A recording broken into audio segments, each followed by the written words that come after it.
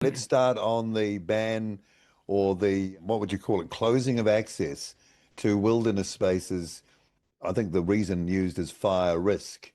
Huge fines. I saw one guy walking up to the line of where was the bush and where it wasn't, and you actually couldn't tell the difference. It was just a line drawn on a map. I mean, it's insane.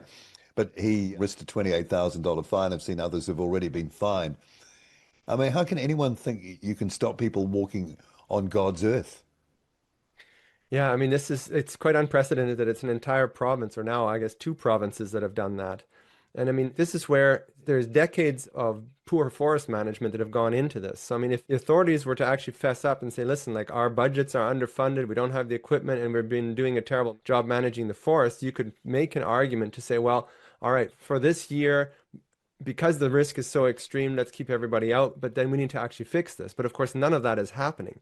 Instead, the tyrannical, lock people out of whatever it is they want to do with their lives is kind of the go-to avenue. And meanwhile, all the actual other things that need to be done are not being done. I mean, I've been seeing some of the budgets of some of these provinces on their fire management, and it's terrible. We're on the other side of the country in BC, so I haven't seen it firsthand, but I know, like speaking to people here that are in the forest management and just driving through, like there is so many areas where the forests are just full of, accumulated debris, forest like fuel, and then, snags and brush and all that kind of stuff where like people have known for decades this is going to be a major problem when it finally has a lightning strike or somebody's, cigarette gets thrown out the window.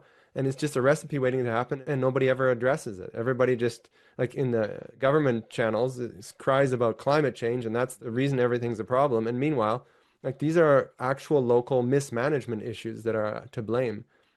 And I think that's to a large degree from what I've seen of Nova Scotia and New Brunswick is the same issue that's going on over there. And again, just write it off as, this is unprecedented, lock everyone down, and off they go, right? Like it's sort of the blanket go-to approach now for anything.